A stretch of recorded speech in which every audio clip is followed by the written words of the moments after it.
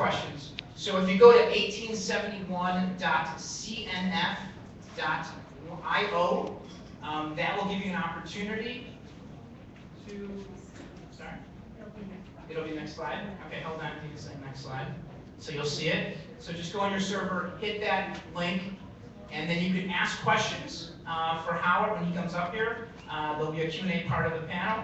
And you can also look at kind of what's trending in terms of what people want to ask, and you can hit the button saying you agree that that's a question that you'd like to hear as well. So Howard will have the ability to say, what are people thinking? What do people want me to ask, et cetera, et cetera. So with that, I want to bring up my partner and colleague in a lot of the work that we do, Greg Stewart, who's an ADL board member and a national commissioner, to represent and introduce our panel. Thank you.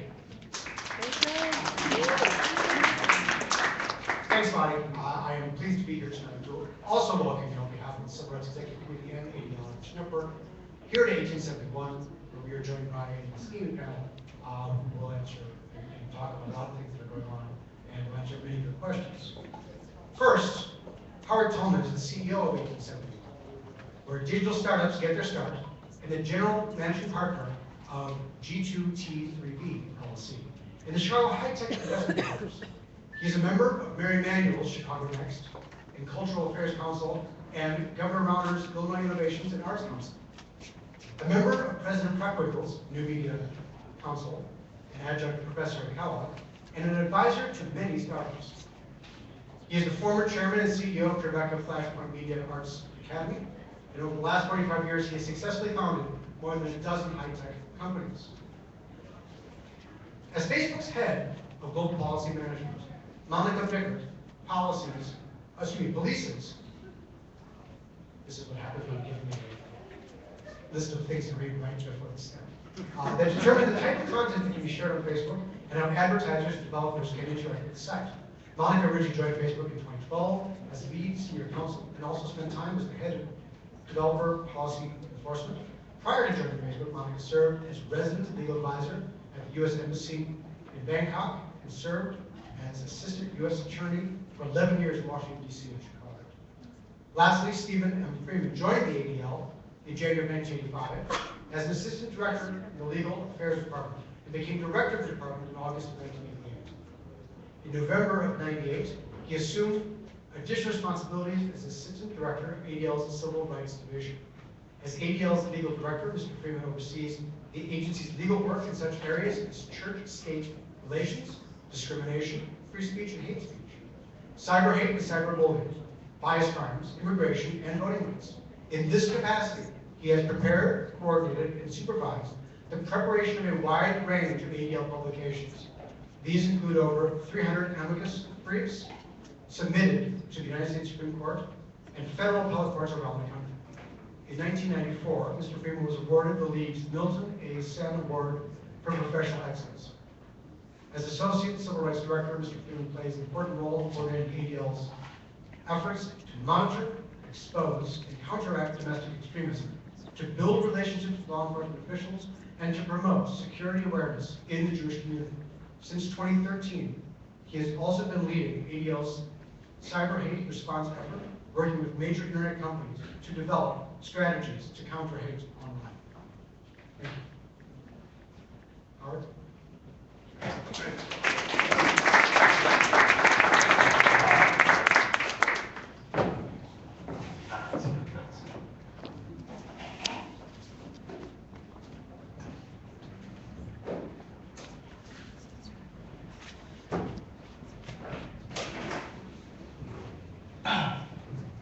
So I was the one who handed that introduction off to him, so I feel really bad about that. Not as bad as if I would have had to read it. So also, you know, we have these seats up here, and I feel a little bit, you know, having been a college president, this is like the students sitting all in the back. We will not ask you questions. You get to ask us questions, so if anybody gets closer, feel free to do that. We're excited to be here. This is a huge set of areas for us.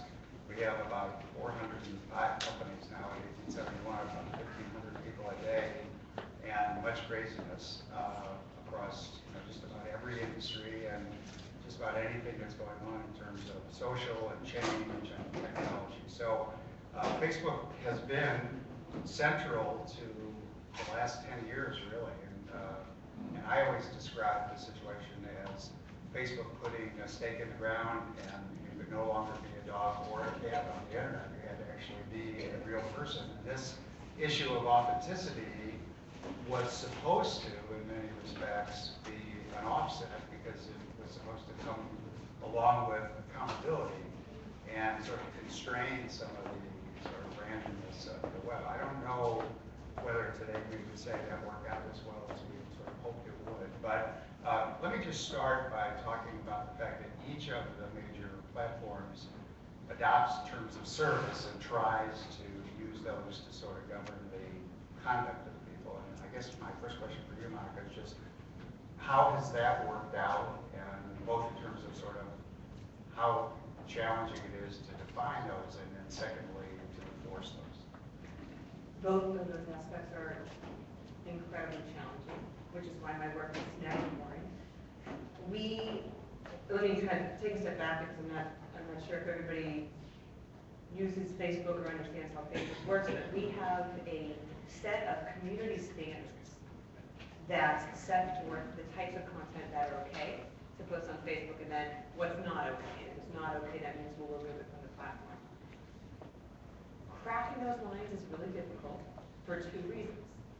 One is we have a really global community. We've got 1.4 billion people, just under that, very close to 1.4 billion people using Facebook regularly. And those people are, about 85% of them are outside the United States and Canada, which is a pretty, I mean, I would not have guessed that before I came to Facebook, so it's a pretty shocking number to a lot of people.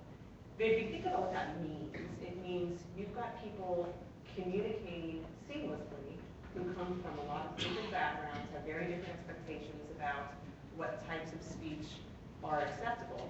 And we have to craft one set of policies that it's sort of it's got to work for everybody.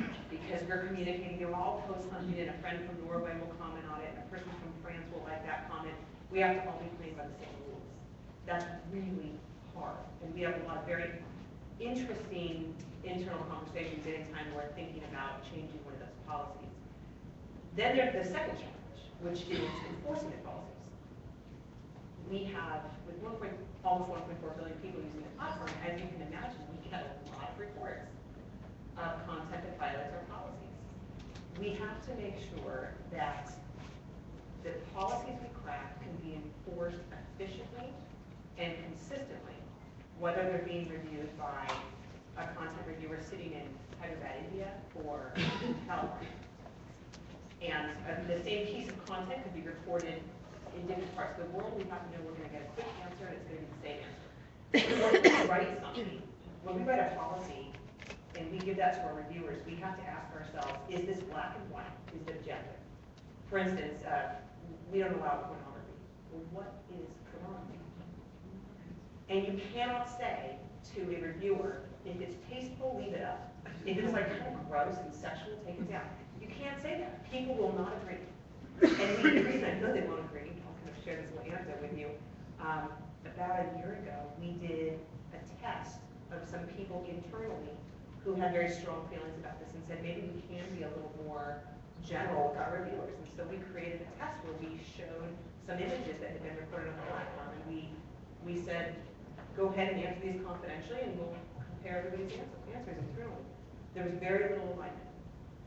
So that makes our job incredibly hard. However, on the whole, I think it works pretty well. We've seen that people do use our tools. Every piece of content on Facebook can be reported, and we get over 1 million reports a week. So people are reporting content to us. We have social resolution tools, which I'll talk about perhaps later, but this basically is designed to facilitate the conversation between people if they are uncomfortable with a piece of content that doesn't reach our terms. Those are used 8 million times per week. So people are respecting these standards, and they are bringing our attention to violations as they happen. Okay, good.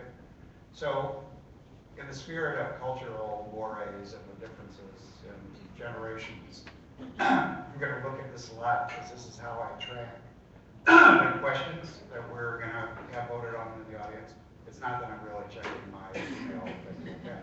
The reference to cultural war is such because we literally have to tell almost everybody who works with us at 1871, who's under about 35, that if you're in a meeting and you intend to take notes on any device, you need to explain that to the people sitting in there who are over 35, because they will think you're an obnoxious little person. Not that they're very diligently taking notes, whereas if you were scribbling on a notepad, they would think there was nothing of it. So I'll just be watching your questions and not paying attention. So you heard sort of the pornography is what we can't define. It's sort of like hate speech and everything else. What's your sense of that? Well, first, thank you to 1871 for hosting and our colleagues in Chicago for putting this event together. It's a treat to be here and to be with Professor Dan, and Facebook, a very good partner to ADL. In terms of the community standards that you asked about, actually, I would say there are a lot of different issues. The focus today is going to be on hate speech, which is a major concern at ADL, obviously, and I know a major concern at other companies as well, but they deal with a lot of other issues that I don't think we're going to get into, copyright, trademark, pornography, and others. I think they're really, really important, but they're not important only because they're important to have, but the test is really how they're used, how they're interpreted by companies, how users understand they're going to be interpreted, and part of it really, they don't work unless there's an educational process, unless the user community, whether it's 1.4 billion or however many people are on the different platforms, understand what, when they encounter hate, recognize what it is, understand what they can do about it, understand the impact of the power they can have as users to respond to it and challenge it.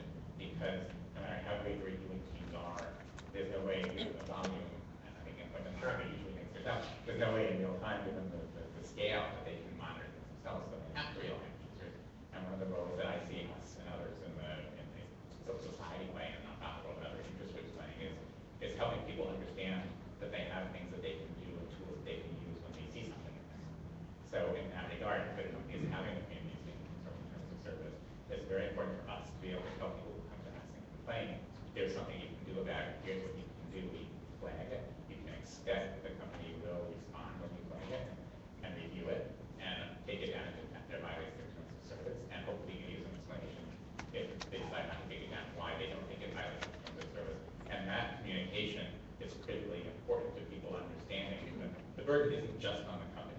It's a collaborative, shared effort by the people who use the platform and the company to make sure that it is as free of hate as possible.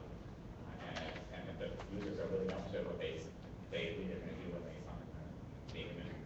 You use the word burden. I mean, it's really interesting because it seems that shifting, Twitter and Reddit and some of these other organizations have said that it's not fair to impose that entire burden and the cost and the time that it takes to have content removed solely on sort of the victim as opposed to the person who put this stuff up. So I don't know whether Facebook is sort of aware of that. One of the things that was striking to me is, and this is a document from your website. You would think it was easy to find these tools. It's not. And so I was really pleased to see this. This is a sort of a cybersecurity action guide, and it's a one-stop shop. It tells you on all of the different sides what the easiest and most efficient sort of response mechanism is. And I think people used to joke about how deeply embedded some of these remedy things and some of these change tools were. So I think this is really useful. I don't know if you want to just explain. I appreciate that. It's on our website. You can find it as user under combating hate and Cyberhate. What was happening and what has happened, what still happens, is people see something online that's anti-Semitic or that's hateful. They see it on Facebook, or they see it on Twitter, or they see it on YouTube, or they see it on some platform, and they contact ADL and say, "What are you going to do about it?" To which we kind of originally would say, "Well, you deal with the company." But we realized in the course of the experience that I deal with the various companies ourselves, that it wasn't so easy for people to find how to on a lot of them. So we created this tool basically to tell people when they came to us and said, "We have a problem. Here's how you can quickly find the relevant language that explains what you can do about it directly." And when we would also look at the problem ourselves, and if we agreed that it was serious, and we didn't think, you tell us that the company tried and the company didn't respond, then we will reach out to people that we know, various companies ourselves, and say,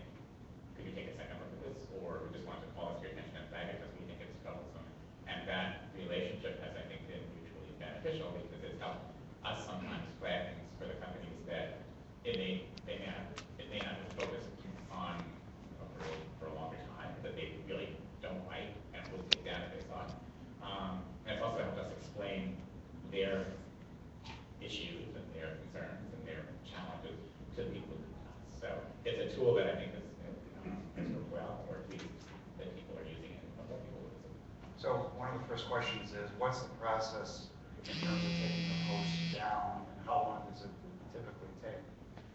And I think that question sort of flows naturally from what Steve was just mentioning.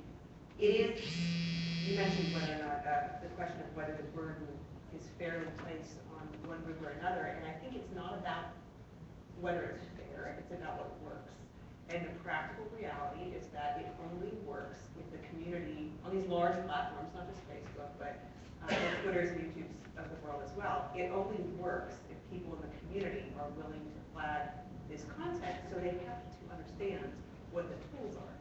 Part of that is us being very transparent as companies, having easy to find standards, having an easy to find reporting flow, and you'll see those efforts going on. Twitter just released a new report flow that's more streamlined, makes it easy to report content on their service. We're always improving on report flow.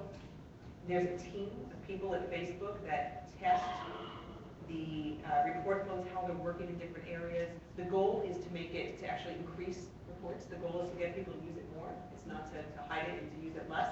So they're always weighing, you know, you see, this won't surprise anyone here, but you see that the longer you make the report flow process, the fewer people are going to complete it. So you have to keep it short, but you also have to account for all these different types of content that people might want to report, and so that means you're necessarily going to be a little blunt in your task. And I've had this experience before on social media platforms. You want to report something, you look at it and you think, well, none of this really captures what I'm trying to report. All I can say to that, by the way, is just report it, because the employees are trained in all different areas and they will review it. But anyway, you know, it's up to us to make sure we're transparent, and then we rely on partners like ADL. They've done an outstanding job of trying to educate people and get the word out there about how important it is to report content and how they can do it well. Now, once something is reported to us, I'll give you sort of a quick look behind the scenes. It is sent to a content reviewer on what we call our community operations team, and that reviewer has training based in policies and also, and sometimes special subject matter training. For instance, if you're reporting self-harm, we have employees who are specially trained to recognize signs of self-harm and to understand how to handle those. We also have language reviewers in several dozen languages, so that if something is reported and it's in Turkish and it's being reported from a Turkish user, that content will be reviewed by a native Turkish speaker. Generally speaking, we turn those reports around within 48 hours. And for some of them, we prioritize anything safety related. For some of them, the turnaround time is actually much faster. However, if you ever report something and you notice it takes a little bit longer, you'll know, by the way. If you report something, we will tell you, we'll give you a notification and tell you when we have reviewed the report and made a decision. If it takes longer, there could be usually one or two things going on. One is that the employee who reviewed it decided that it warranted additional attention and sent it to somebody with special subject matter expertise. For instance, I mentioned that there's a team who has special knowledge with self-harm. People will report, they'll see an image of pornography and they'll report it as self-harm. Or they'll see something that is self-harm and they'll report it as pornography. And so sometimes the person who's reviewing it will look at it and think, this isn't really my area, but I know this is probably self-harm. They'll send it to somebody for further review. And then the other thing is getting the content to the right language reviewer. Sometimes content will be, this happens, of course, with our increasingly global environment all the time. Somebody speaks 2 languages, they're using the site in English, they report something that's in Arabic, and we have to send it to somebody who actually speaks Arabic, so sometimes that will take some time. That covered it. Okay. How about the anonymity? How much of a problem is anonymity, whether it's in the Chrome browser or any of these other things? We've gotten a lot of questions about this in the past year about our policy for requiring people to use their authentic identity on Facebook. I believe it's a very important factor in combating hate online and encouraging people to be responsible and civil in their communications. And this isn't rocket science. I think in my own life, it is just far easier to say something to somebody if you're not going to be held accountable for it. And if you think back to the early days of the internet, when Facebook wasn't around and things were done in a much more anonymous fashion, it's a lot easier to engage in that sort of bullying or or hateful speech, once your name is attached to it, it's a lot more difficult. And I'll give you a little bit of data to back that up. We have one area on Facebook where you can be anonymous, and that's the Facebook page.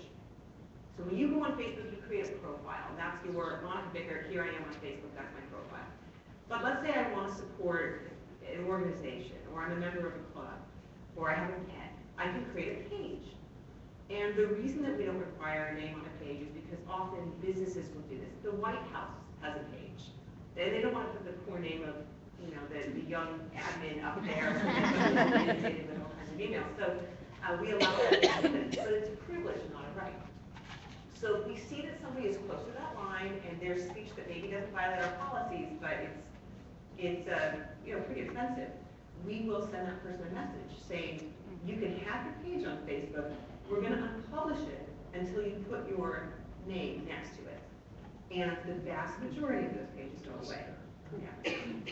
I think the anonymity issue is something we've also talked about a lot. And people, I think, are much more inclined to do and say hateful things when they don't have to they're real hateful.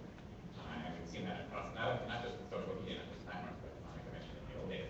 And you see it in reviews that people write on, response to newspaper stories or reviews of publications or reviews of restaurants, all these different sites that have reviews. And for example, after the Madoff scandal, Palm Beach Post ran a story, and the comment section was just so filled with virulent anti-Semitism, a lot of which was anonymous, they had to shut it down. And there are different companies and different publications that have dealt with this by now requiring use or by favoring comments by people who are registered with their name to it. I think New York Times does that. They will, if you put your own name, I think will go higher on the list, and nobody can see it. It also plays into the whole. It also plays into the whole whack-a-mole problem. We haven't talked much about the companies suspended if people are consistent users. I was going to ask about But the other thing about services that allow for anonymous accounts or anonymous programs, somebody does something anonymously that violates the terms, the account gets knocked off, and they just sign up again with another anonymous name, and it's a constant game of and a lot of the problems that we have. And one of the reasons that we talked about user communities being important in response to stuff, as opposed to just accounts being suspended when somebody violates the terms automatically, is exactly because they never catch up.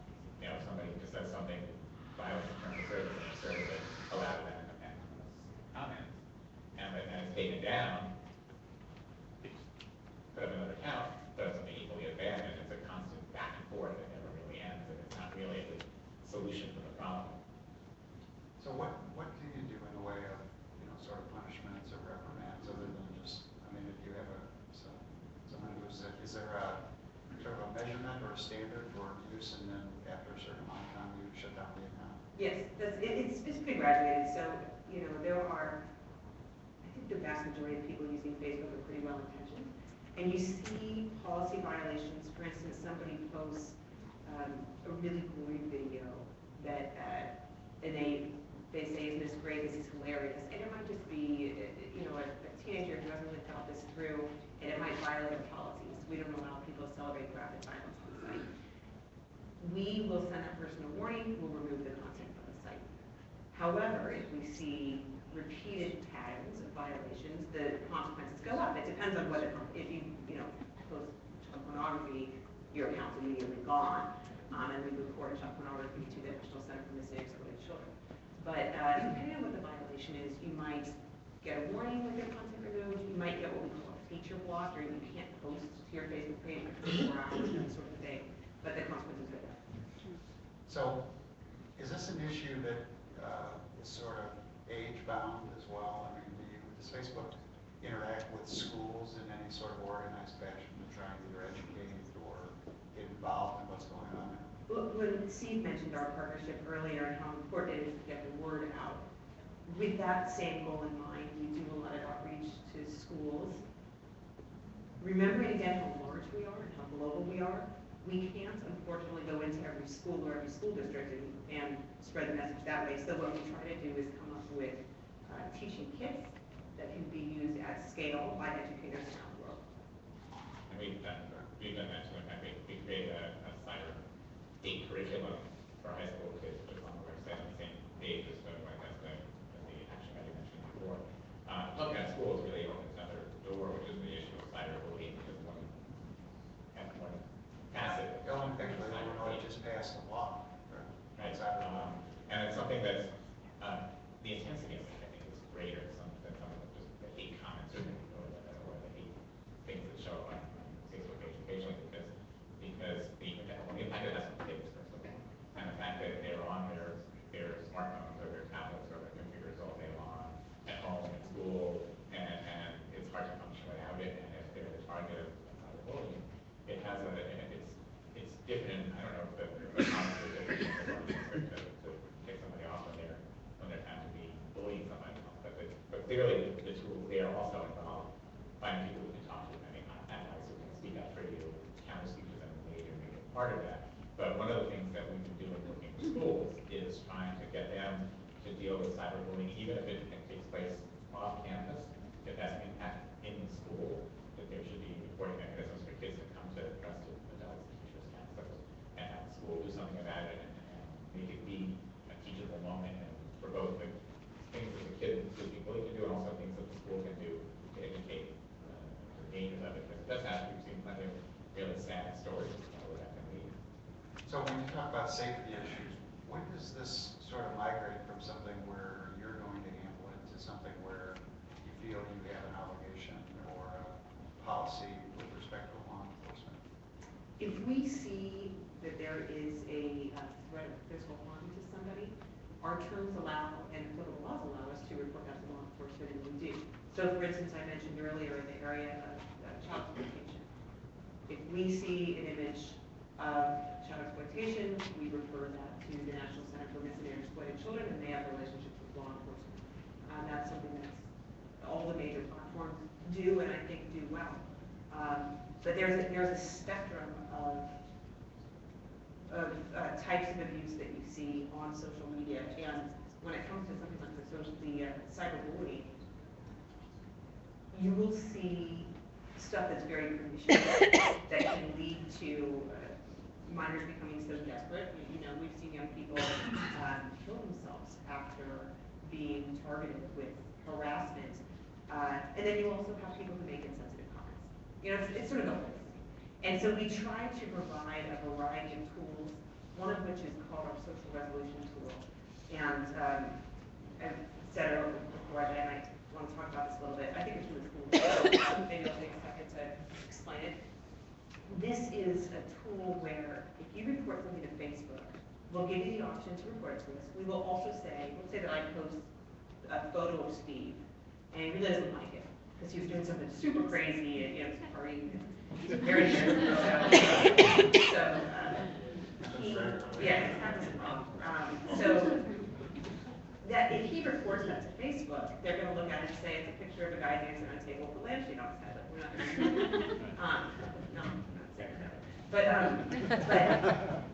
if he clicks on that report button, it will say, do you want to reach out to Monica about this? And if he says yes, we will give him a suggested message to reach out to me asking me to remove it. I have to tell you, when I first joined Facebook and heard that we had a team working on this, I said, that's completely stupid, it'll never work. The data shows overwhelmingly that this works incredibly well, extremely well. And one of the reasons is I think, especially with young people, you're kind of uncomfortable, you don't really know how to say something. And if somebody gives you language, and this language, we've worked with language experts at Berkeley and at Yale who understand demographics and what kind of language works with different groups. If we give them language that works for our group and what he's likely to say and what I'm likely to hear, then that message to him is, this would be an appropriate way to raise this to life. So when we started doing this, offering the social resolution tool, we would just give people a blank box, reach out to Monica, here's a box, type your message. And 20% of people would fill it out. Now, more than it's a pretty high majority of people fill it out. And more impressively, once that has been reported, once Steve has reported that photo to me and said, Monica, I think our language for young people in the US says something like, this photo makes me feel a little, and then you kind of, Yeah, it makes it feel a little awkward. Would you mind maybe removing it? It's very kind of gentle and polite. And our data shows that in 85% of cases, this sparks a dialogue. And in many cases leads to just a voluntary removal of the photo. We also, and this is I think the most compelling data, we also then ask this person, how do you feel about the person who reached out to you? And in only 10% of the cases did they feel negative. In the vast majority of cases, they say, I feel good about that person. What that tells me is that people post things that hurt other people's feelings without meaning to, especially with young people. It's a learning process. Right, so we have that kind of law enforcement end, but then we also have the end where we just want people to understand, give a little bit of guidance and say, think a little bit before you post. Okay. Can I ask a question to sort of buy that, which is it's fascinating research that you're doing. But the sort of the change the channels block the friend or block the user approach that sometimes you tell people that they don't like to see when somebody is posting, they can just say, don't post any more messages from this friend. Or Don't accept. I'm not defending this person, don't accept, whatever. Which is not taking that friend off Facebook or being answering it's that friend. It's just saying you don't have to get any more messages from that person because that person wants to do anything crazy. It's sort of like turning the channel on. How effective is that? And how do you feel that? Does that really get at the problem or not get at the problem, or only partially get at the problem when somebody's complaining about something? I think it depends what the problem is. If you know, you just blocked the photo that I posted of you, you said whatever, I'll unfriend Monica, I won't deal with her anymore, that I won't learn anything from that. For that kind of unintentional meanness by me. Well, will you even know that you've been blocked? I wouldn't know. So if I wouldn't know anything from it. So for that sort of problem, you know, that wouldn't really help me. But the solution depends on what the behavior is. The answer is never for you know, targeted abuse. The answer is not use the social resolution. If somebody is being malicious and they are intending to hurt you, then reaching out to them and saying, hey, would you maybe, you know, mind removing this photo? Yeah. So that's not always the answer, but it can be an answer where it's unintentional. And in fact, 8 million people use those tools every week, so it's I think working pretty well. But to answer your broader question, we want to give people a variety of weapons. So you can block somebody, you can unfriend them. If they're posting political stuff that you find offensive, it's not going to violate our policies, but it's just irritating, block them. If they're doing stuff you think they're posting insensitive jokes because they don't get that they're insensitive, use a social resolution tool and get them to maybe think about that before they post it. If they're doing something abusive, then report it to Facebook. So what's happening with cartoons of the Prophet Muhammad? Cartoons of the Prophet Muhammad do not violate our terms. We have seen countries ask us to remove those because they do violate the law, and so that's In those countries. In those countries, yeah, sorry, and that's a difficult thing for us because sometimes we have to come to terms with the reality that in different parts of the world, laws around speech are a lot more restrictive. So what we try to do in those cases is we will engage with the government, we will scrutinize the legal process, and at the end of the day, sometimes we're able to successfully push back, and that happens a lot.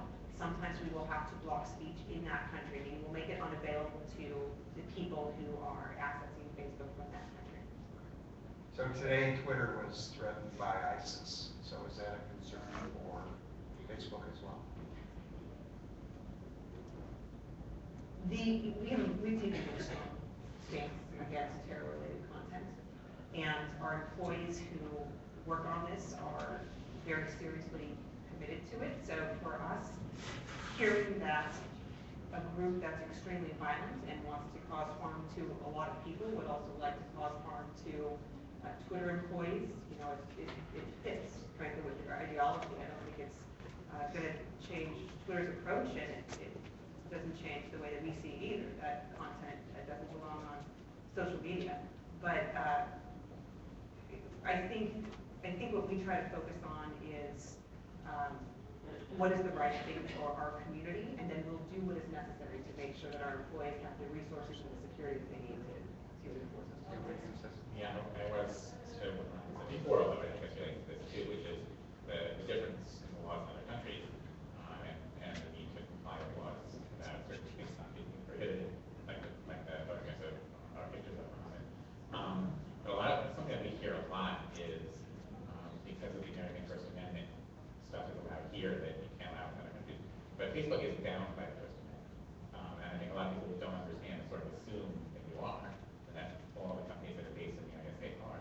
I suspect that it's the sort of the First Amendment ethos that goes into what goes behind the terms of the standards of the terms of service.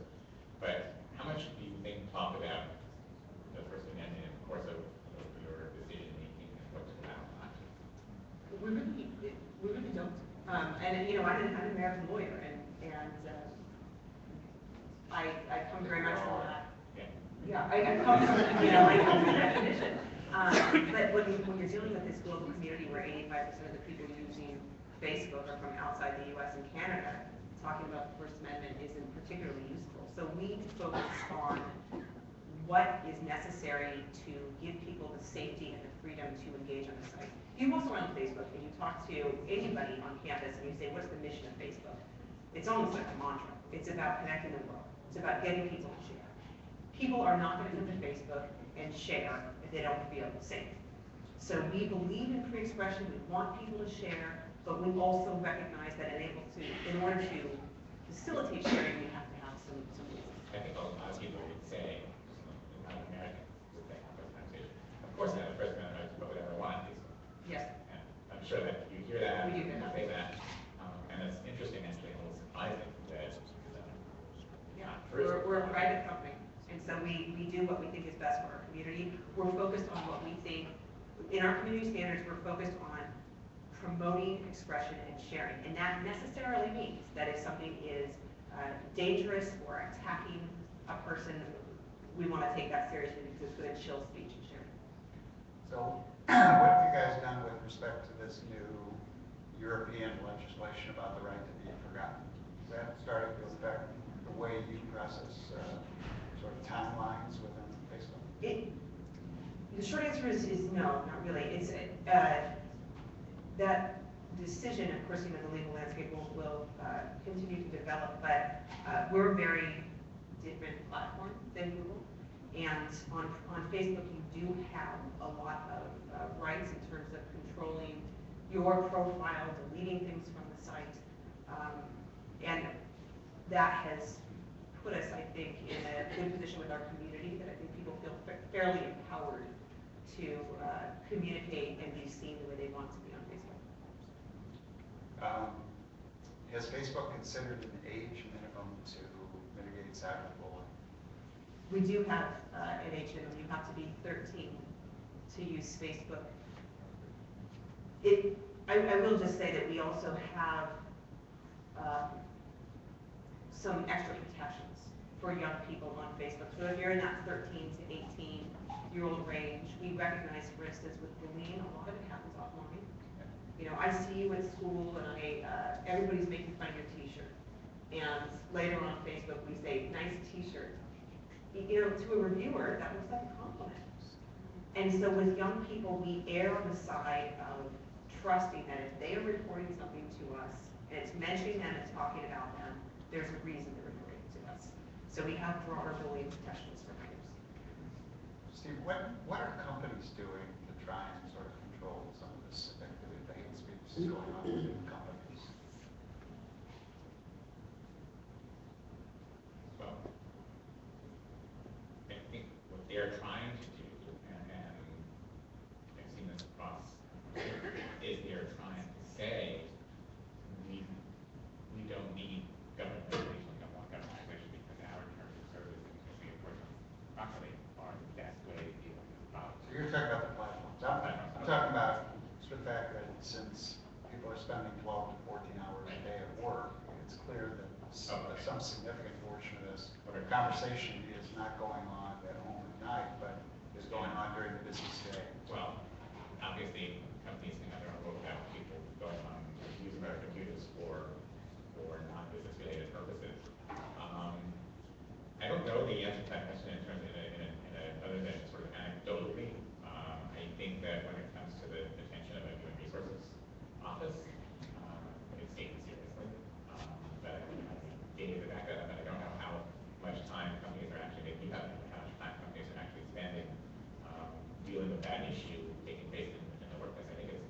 hear that a lot more with students in schools about because things being done on school-owned computers or during class time or whatever that impact their students more than I do hear it with businesses. Yeah, so that just made me because that's for people who we hear from. There are cases, it's kind of related, something sort of, again, different but related. There's a case right now pending before the Supreme Court, which involves the use of Facebook, what constitutes a true threat. And that's a case that I think is going to be decided probably this June. That's a significant case. A true threat? Of what constitutes a true threat and whether a true threat made online, true threat is an exception to the first one. Whether a true threat made online, what the standard is, what the sort of intent of the prosecutor would have to show to make that a case that somebody has engaged in a true threat. It doesn't really matter, again, with the setting, or whatever. But the case involves somebody who was posting content about his estranged wife that was really, really nasty, but sort of disguised in rap lyrics and with some comments related to the First Amendment rape and so forth and so on. So he was smart enough to try to make a case that it wasn't really a threat, he was just venting and expressing himself. But the kind of stuff he was saying was really vile, and it got the attention of his estranged wife. It was clearly talking about her, and it was clearly threatening her perspective. And the question was whether the prosecutor would have to show that that case that it was his intent to threaten her, or whether subjectively that case was mine to show, or whether somebody saying that thing should have known, knew or should have known that would be interpreted as a threat. And it doesn't directly involve Facebook, even though the comments from Facebook was the vehicle, but it goes to the way the computers and the services are being used, and where and how and when, and who's seeing it when. And that case, that's what business do. That case brought in the whole law enforcement, which is another piece of what happens with data when it obviously it's your best to ban on making report, but there are a lot of situations where the person who's hearing that first is the victim or the target. And then the question is, sure that they violate Facebook terms of service as a person, most likely not going to be taken down, but she made the decision here to go to all cops, basically saying being threatened, which made it a whole different kind of situation. Cool. So the question is, how much of the analysis and the review would you envision, or how much today is being done by sort of automated intelligence? It's being done by communities. And that's, I mean, my job would be easier if we had, a bunch of robots who could turn these reports around. But the stuff that we're talking about is so difficult. It's so hard. So there's not a glossary of words that just preemptively bubble things up and say, If you think about, the way that I could use a word in a very positive way, a very negative way. It's all about context. So we depend very heavily on our reviewers to put the time into understanding their context and making the right decision. So I could tell it's something a little later. If authenticity is so important, how does Facebook justify banning drag queens and natives on the grounds of fake names? So I'm happy the question was asked, but let me clarify. We don't ban drag queens, we don't ban Native Americans. We did have questions earlier this year from, and this was not just drag queens, but Sister Roma, who was a drag queen from the Bay Area, reached out and I have a very nice relationship with her, but she reached out and said on behalf of a number of people in the community, we feel like we are not being allowed to use Facebook. These are our real names, and we're being challenged.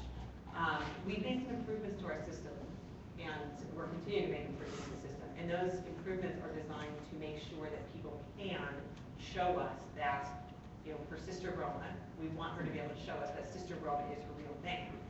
Think about it though, if you're a reviewer, if somebody reports something as a fake name and you look at it and the name is something that to you does not seem like it's a real name, you're going to reach out to that person and say, can you please confirm or show that this is your real name? How that interaction happens is critically important to whether or not the person on the receiving end of it feels like she's actually able to complete the flow and is welcome on Facebook. So that's what we've been focused on, is making that flow a lot more compassionate and making sure that you don't need, it's one of the things we hear a lot is, you shouldn't require a legal ID. We don't require a legal ID. We have all sorts of ways that you can show that this is the name that you go by in real life. But we've tried to improve that system to make it more intuitive. Okay. How do you interact with outside mental health professionals and issues of self-help? We have a network of people around the globe that are, from these organizations that work to protect people and respond to threats of self-harm. If we get a report of self-harm, the first thing that we do is we respond to, let's say I post something saying that I was going to hurt myself. Whoever reported me, we respond to that person automatically, even before we review the report. And we say, if you think Monica is in danger, here's some resources and things that you can do to keep her safe. We've seen that those work. We've seen people who reported the content then take those resources and reach out to me and say, Monica, you can get help, here's what you can do. The second thing that we do is we then prioritize the review of that report. And if we think that there's a credible threat there, we refer it out to one of our partner organizations. We have more than a dozen of them, and we have some information on our help center about that. And we will also report it to law enforcement if we think it's necessary to keep somebody safe. Was there ever a situation where Facebook felt they made the wrong call after the fact? Sure. We're always, and that's sort of the reason that I have a job. We're always looking to get better in this space. Our Facebook continues to evolve, so does the population who uses it and the way that they speak. World events are always bringing new things to our attention, and we're always sort of saying, gosh, we haven't thought about that case before. So it happens, I'd say, on a fairly regular basis that we look at a piece of content and the way that our policy applies to it, and we think, I'm not sure we've got it right. And we're constantly refining the guidance we're giving our review teams and implementing those policies for that reason. How is ISIL allowed to have a Facebook page? They're not. And I'll be I'm always happy to talk about this policy. I think it's important for people to understand what our rules are in this area. We don't allow members of violent organizations to have a presence on Facebook. We don't allow violent organizations, we don't allow members of violent organizations to be on Facebook. So if ISIL wanted to have a page, they cannot. If somebody who is a member of ISIL wants to have a profile, he or she cannot. Even if ISIS wanted to have a page to talk about the best restaurants in Chicago, they cannot. They're not welcome. The other thing that we do is we remove any content that supports or praises terror groups or terror acts. So if somebody in this room, I assume nobody in here is a member of ISIS, but if nevertheless you went on Facebook tonight and you said, boy, I think what ISIS is doing is great, or Boko Haram kidnapping those girls, good on them. Anything like that would be removed as a terrorism-related violation for us. And then the third thing that we do is when it comes to sharing graphic content, this is a really hard, all these policies are hard, but this is a really hard thing. We want people to be able to share what's going on in the world. Unlike 15 years ago, we now have a way for people who are they're enduring horrible things, they're in these conflict regions, allowing them to share what's happening to them on Facebook is an incredibly powerful thing, and it's good for society to understand what's going on. We want to empower those people to share that. Some of that material is going to be upsetting, and some of it's going to be graphic. So when it comes to the sharing of graphic content, we look to how it's being shared. If somebody shares a very upsetting photograph of something happening in Syria, and they say, this is important for people to see, we're going to allow it. If they say this is hilarious, where they are mocking or celebrating the violence, we're going to remove it. That's expensive. It's difficult. It takes time for our reviewers to make those decisions, but we think that's the right balance. Go ahead, follow-up question. Something that I know we talked about, and I imagine you talked about too, which relates to radicalization challenges going on now, talking about extremism and radicalization, particularly of Islamic extremists, and the role the government plays or is trying to play in keeping people from getting drawn into it's tough because I totally understand them and developing the impulse to remove stuff right away, right, especially things that terrorist group or extremist group. But social media can also be a source of intelligence and a source of information that potentially could, if somebody finds out through social media something that a person is not wrong, a person not willing to tell parents or teachers that they're encountering this stuff, they're thinking of this stuff, whatever. It could be a vehicle and a tool to get enough information to try to keep something bad from happening. And if it gets shut down right away, then that it uses the capacity of somebody maybe uses the capacity to find out to hopefully get enough information to stop something bad from happening. So I guess what I'm interested in is your comment on the potential intelligence value of some of the stuff that people might be using Facebook for compared to getting rid of it right away because it violates the terms and it's offensive for all the obvious reasons. You know, I was a prosecutor before I came to Facebook, and so I certainly understand that there can be a value in seeing what people are posting and learning more about who they are, perhaps through the use of legal process. But our commitment is to keeping our community safe. If we see something that is supporting a terrorist organization, recruiting for a terrorist organization, we think it's important to remove that, so that that is not, we're not being a mouthpiece for those organizations or the acts that they're committing. That said, I think we have to recognize that removing, whether it's bullying or terrorism, removing speech doesn't change people's minds. And too often I think people think about the internet as being somehow magical. So that, cyberbullying. No, it's bullying. And some of it happens online, but a lot of it happens offline. And we have to respond to bullying, not just remove content online. Terrorism. Are terrorists using social media? And if you read the news reports, you'll see, that they are. But are they also recruiting in communities? Are people going to encounter those ideas in their schools, in prisons, and other places where people meet? Yes, they are. So just removing the speech doesn't solve it. We have to instead encourage people, and this is what groups like ADL do such a fine job of doing. We have to encourage people to speak up and to use technology for positive raising of social awareness and positive social change. We're seeing that happen, and we see it a lot in the stand up against bullying, stand up against hate kind of context. But we're hoping to see more of it. These tools, YouTube, Twitter, Facebook, they're powerful for reaching a large audience, and they've been vehicles for positive social change, and they should be in these areas as well. Okay. So, on the theory that not everybody has gone through this entire phone process, do we have any questions from sort of civilians who would like to ask a question without learning an entire new technology procedure? Yes, please. I know it's an important cost to the business to have human reviewers, but how large of a cost is that to the business? I don't know.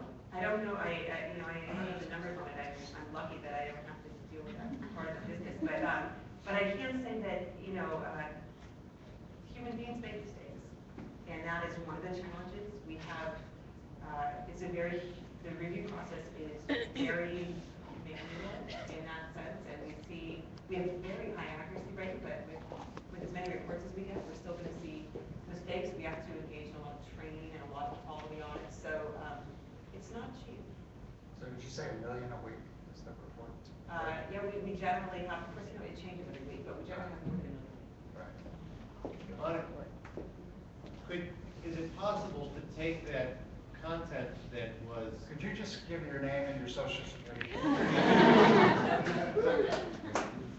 Is it possible to take that experience that you're now providing as an insight to those people and make it a learning experience for them, so that somehow content can be delivered back to them in an example that shows them that particular manner in which they were going is very disarming, or is very damaging to people, and that we're not just taking it away, we're actually pushing them either to recognize content or tools that can help them grow through that experience? Yes, we try to do that. I say try because this is an area where we're focused on getting a lot better. We try to do that in sending people a message. If you post something and it violates our policies, we will let you know what you have violated. We'll say, refer to our community standards, this is the section that applies to you. And our hope is that people who are well-intentioned will take that as guidance. We have gotten the feedback from our community, and we've listened to it, that we could be providing a lot more guidance there. So that's one of our priorities for this year, is learning how to get better. Dave Michael, 2786. Thank you, Dave. This question is about Facebook, but also just what your opinion is in general. But what can companies do when there's a lot of hateful language online, specifically like in Gamergate, when a lot of men were speaking out against women and the gaming community and threats of murdering, raping them, and sharing their personal information online? What do you think? I think Facebook's probably a little clearer, but what do you think about should be done? What should companies be doing?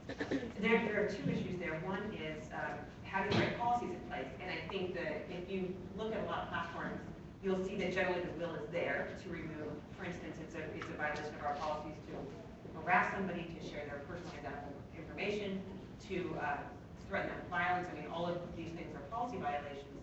But what we've seen with certain types of harassment is that there will be coordination. There will be, for instance, I don't just harass you, I get 100 of my buddies to harass you all at once. And so even if it violates our policies, it's a hardship for you to report each one of those violations. So, again, this is an area where the will is there, the policies are there.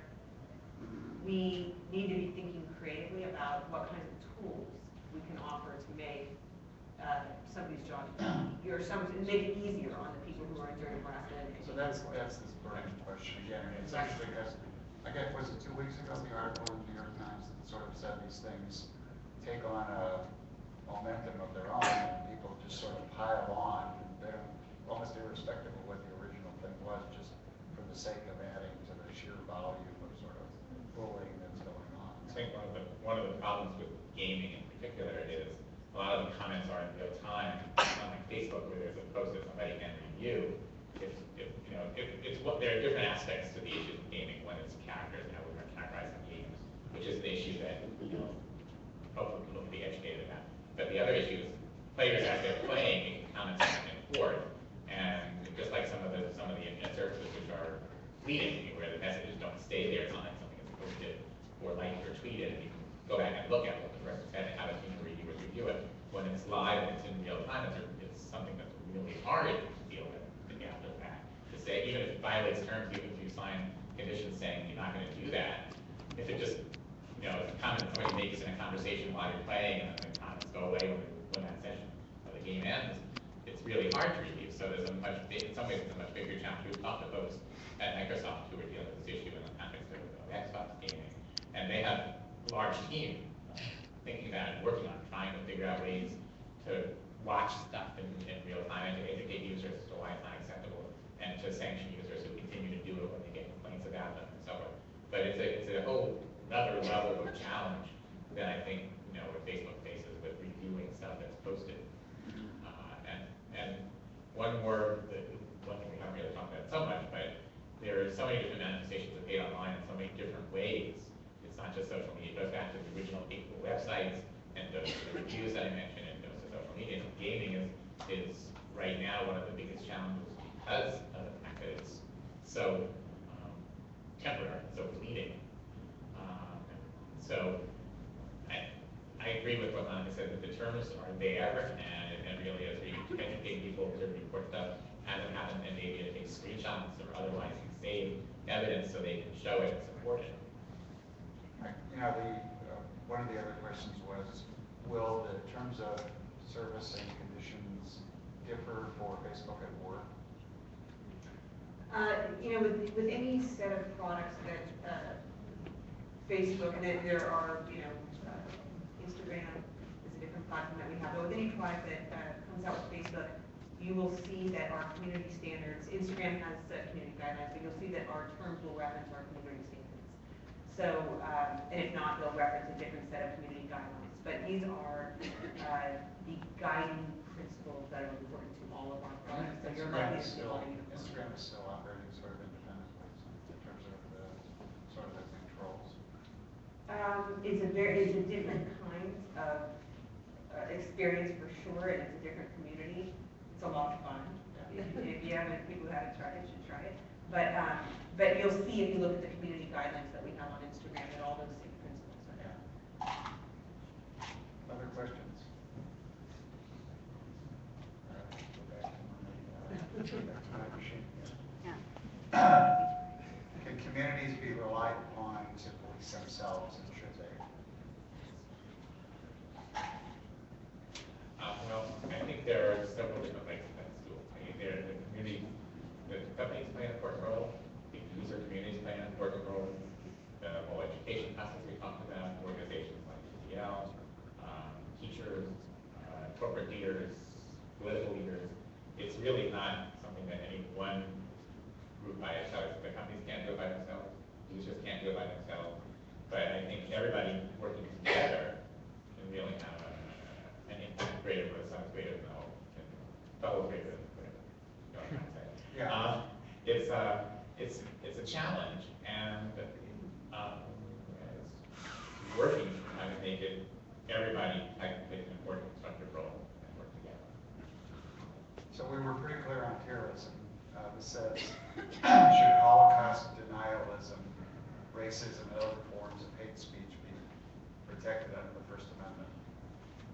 First Amendment bears with